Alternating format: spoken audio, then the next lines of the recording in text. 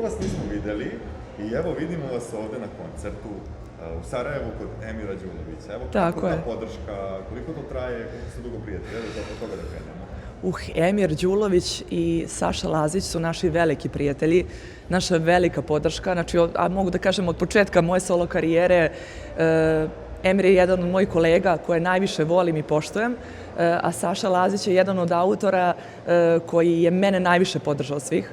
I to mu nikad neću zaboraviti, tako da eto, došli smo da svi me pitaju hoću biti gošća, ne, neću biti gošća.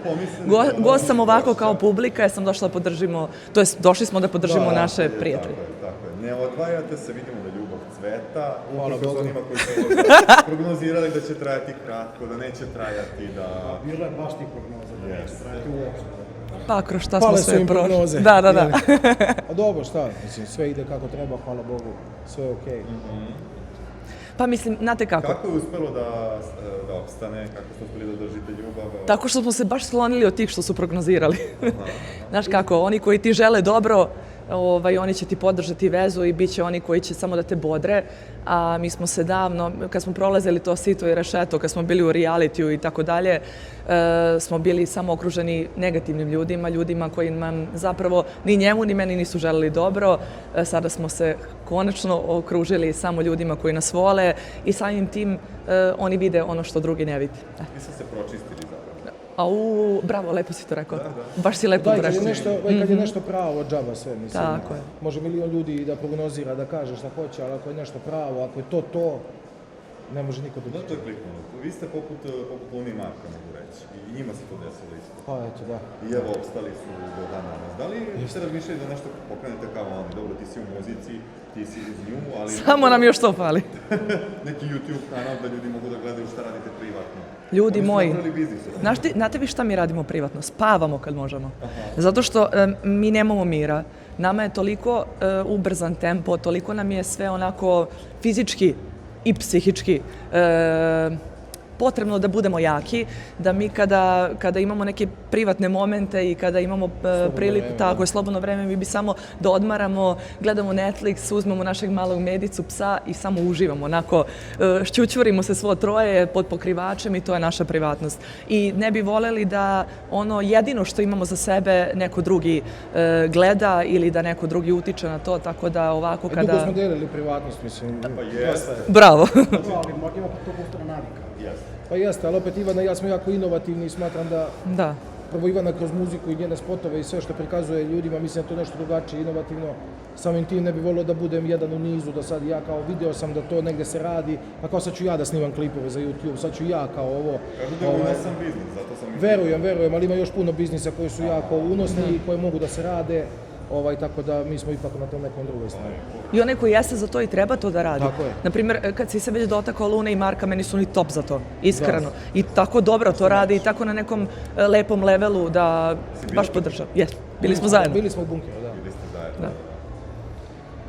Jeste da pitam, pošto često putuješ verovatno zbog nastupa, radiš u inostranstvu, da li je bilo nekih možda haos na aerodromu kao što recimo pogađa tvoje kolege, recimo Barbara Mogok je nedavno imala haos, Slobodan Radanović je imao haos, nisu mogli da dođu kući, bili su vam zadržani, da li si možda imao neku sličnu situaciju?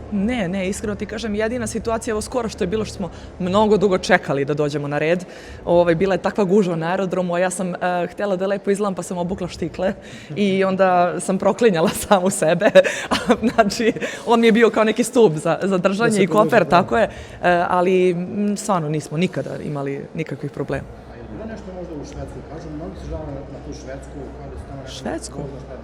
Pa mi smo radili u Norveškoj skoro i jedino što je bilo neko kašnjenje aviona, ono što smo čekali to. Da, kad smo se vraćali. Da, sećaš se. Ali smatram da je to dosta do organizacije i da to mora da se dobro sve provjeri pre nego što se negde krene, znaš. Da možda i ti organizatori, događaji to nenamerno su zaboravili da im potreba neki papir još ili tako nešto i samim tim tu dođe do problema. Znači, treba sve dobro provjeriti da ne bi dolazilo tih problema. Znaš ti kako ja sve, to je u početku kad smo tek počinjali se dešavalo, znaš, ono da pozovu na nastup ili kažu kao, ma dođite vi, mi im kažemo naravno treba viza ili radne dozvole i tako dalje. Za Švajcarsku. Da, ma dođite vi kao slobodni, imate taj prelaz. Molim, ne pada mi na pamet da idem bez svake minimalne papirologije. Tad je Bane tek ulazi u posao i onda je neke stvari tad naučio od mene, a sada mu ne treba nikakva konsultacija i sada bukvalno uopšte ne rizikujemo. Znači, neću nikada zbog jednog nastupa ili bilo čega da rizikujem i da... Ja volim sve po pesu, prosto cijel život sam takva i kad sam išla u školu, ja nikad nisam prepisivala. Meni, bukvalno da te slaže, meni bi na čelu pisalo. I ja sam volila sve stvarno onako po pravilima da idem i možda to te malo onako usporava u životu, ali ja tako volim, jedino tako mogu da budem mirne savesti. Sigurnije je tako. Tako, jer verujte mi, čim bi nešto preskočila, neko pravilo, to bi me snašlo. Pa sjećaš se kad je bilo da tako smo ulazili u Švajcarsku i oni odmah kažu ajde ovamo kao na skener. Da. Pa šta sam vam rekao? Znam da smo mi sad došli bez radne vize, bez svega papira koji su potrebni. A gde je pečat? I oni stvarno tamo su nas držali, ispitivali gde idemo i šta i kako, tako da tad sam shvatio da nema zezanja i da mora... Pa dobro, da, treba voditi računa. Što je interesantno, videli smo ti Vareni Hote, to je jako lepo izgledalo, baš je onako oduševila i nas, medije i publiku i nekako ta pesma je stvarno... Hit. Tako je. Je ti negde drago što si negde učestvovala u njenom razvojnom putu? Kako ne? Ka Zvezdanoj stazi, na kojoj sam? Obostrano da i obostrano smo jedna drugoj podrška, a ja još kad sam te upoznala, još pre nego što je i došla u Zvezda Granda, ona je bila kod Suzane Dinić, nikad to neću zaboraviti i bio je kao neki javni čas. I mi tad kao grupa Luna smo bili gosti i ja sam čula nju kad izašla na binu. Bilo je dosta drugačije od svega ovoga što je danas, ali ja sam samo rekla, ljudi, ova devojka će jednog dana biti velika zvezda. Kao što sam za mnoge druge pogodila, na primjer za Sanju Vučić, nju sam pratila još pre nego što je uopšte ušla u Hurricane, na primjer Milica Pavlović, Sara Jovanović i tako dalje. Ima još primjera. Pogodila Ivana za Zoranu Mićanović, tako je. Kad je zašla koji put sa onom pesmom Sikta. Ne, pre toga kad su bili kod Milije u studiju i vežbali, kad im je bio mentor. Ova devojka će da ubije, ja kažem, okej, ono. A znam da ima tu moć da prepoznam. Vizionar, Ivana je Da, ona tačno zna ko ima. Zato što... Ti devojaka, evo nabrojala si Milicu Pavlović i Zoranu i ko je po tebi onako najsimpatičniji, ko ti odgovara energetski? Meni sve njihove energije odgovaraju, sve su drugačije i moram da vam kažem da ja nikada imam jako veliki problem, ne pamtim ljude po imenu, po liku, ali energiju kad jednom upamtim. Možda mi se desi da nekada sam upoznala neku osobu, da je vidim posle godinu dana, ne setim se lika, ali kad malo popričamo i osetim energiju, ja kažem, a ti si taj koga sam upoznala tad i tad, jer prosto energija je nešto što najveći pečat ostavlja, ali prosto ja stvarno moram da izdvojim moju Teu u odnosu na sve njih. Iako ih sve jako volim i poštujem i slušam njihovu muziku, ali ipak je Teja moja najveća podrška. Da li ima šanse da dođe do neke ponovne kolaboracije? Stvarno, Sestra na sestru. Sestra na sestru, poručujemo je ovom priliku, pošto ona jako dobro piše i stvarno je ona donela tu vašu energiju vrhunski. Tako je, ja bih volala, naravno, ali uvek se nekako kreće od pesme. Pesma je ta koja bira izvođače, ali svakako kada je naša energija tako jednom rasturila, sigurno da može drugi put još jača da bude. Sad ste i starije, iskusnije. Pogotovo iskusnije. Da li ima tih noževa u leđima? Ja sam doživela ne nož, nego mačetu u leđa. Sataru. Što se kaže ubao i dubio. Da, i okrenuo, da. Mogu da kažem da se i dan danas nisam od toga oporavila. I dan danas mi se desi, iako mi Bane stalno govori ne smeš to da dozvoliš sebi, jer vi znate koliki sam ja emotivac, ali prosto kada rizikujem i dam nekome svoje srce i dušu, kad mi je neko prijatelj, postala je ta jedna osoba koja je trebalo da mi bude kum inače, za koju bi život dala, bubreg bi mu dala. Muško, žensko? Pa, sad sam upravo rekla. Ali prosto, eto, zbog nekih viših, nekih interesa, je ta osoba mene prodala. Sa te strane te osobe, to? Da. I me je ta osoba... Da. Nije, ne, naravno. Zašto? Ja sam skoro objavila jedan cover pesme Padrino od Moby Dicka i ta pesma govori baš na tu temu i uradila sam je u balada fazonu i baš sam nekako se pronašla u toj pesmi. Zašto sam je tako emotivno donela? Baš zato što sam je osjetila. Baš mi je autobiograf. U kom smislu? Pa sad sam ti rekla, da, izdala me, to je to. I prosto kada, često mi mama i tata kažu nemoj tako ljude da puštaš u svoj život, nemoj tako da ih puštaš u svoje srce, ali ja sam u fazonu ako rizikujem i ako je mogućnost da ja, na primjer, dobijem prijatelj za ceo život, onda je vredno rizika. Možda će me nekad neko povrediti, možda ću nekad patiti po godinu, 2, 3, možda nekoga nikad neću preboleti, ali šta ako umeđu vremenu, baš zbog toga kakva sam i dođe neko ko će mi biti prijatelj za ceo život, tako da je vredno rizika. Ono što isto tema koju smo pratili poslednjih dana, vezano za tvoju grupu koju si bila, Čeda je gostovo u jednoj emisiji, svi smo čuli šta je rekao.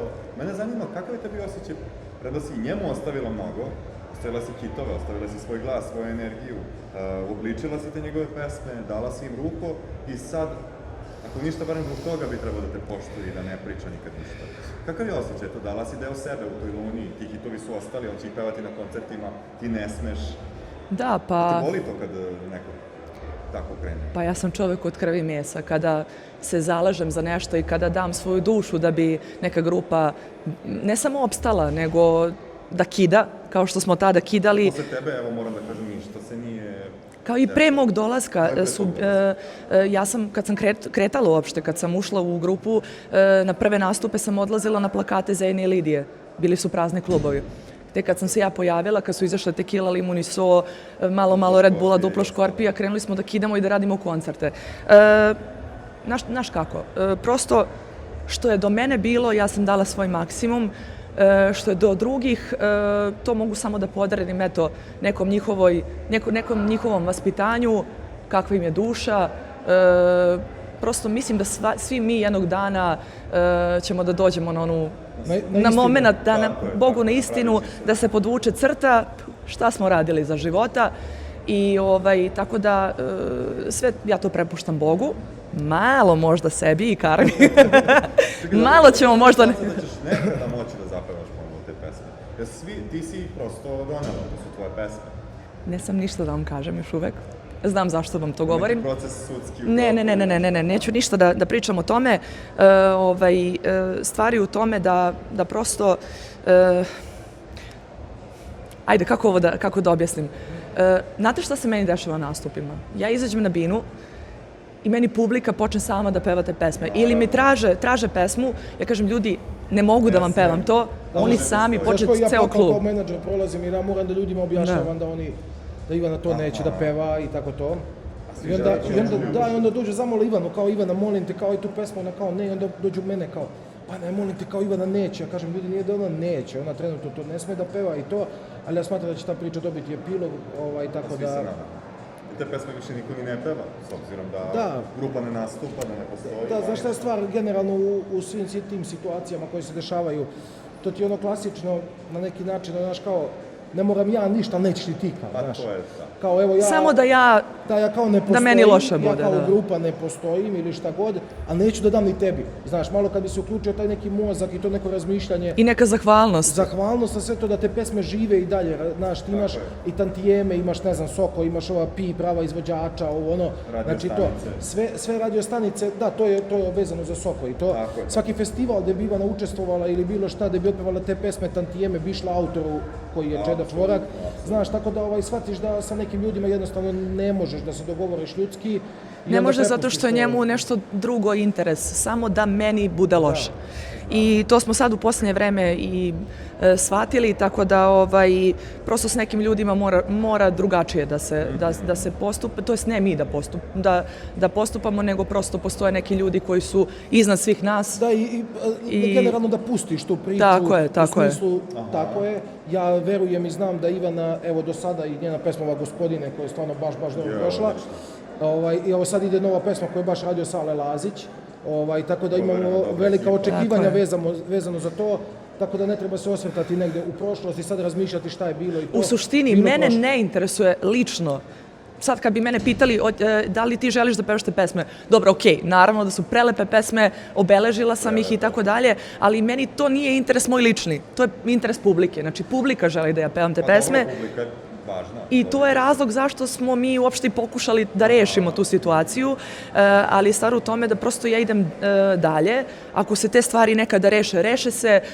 Moram samo da kažem... Ivana sa 50 godina da peva Dupla škorpija i... Sa 50 godina neću da pevam. Nikad nije kasno. Znaš koliko me interesuje pevam s 50 godina? Sa 50 godina farma, životinje, puno dece. Moram Baneta da pitam. Isto je tu bila jedna izjava koja isto bila jako ružna, gde je on rekao blago moje kući. Ne, rekao je da je častio sve moguće 3 dana, zato što sam ja raskinula sa Mihajlom, njegovim sinom. Ali evo, Bane je tu svedok koji ti sada živiš sa njom. Negde delite život.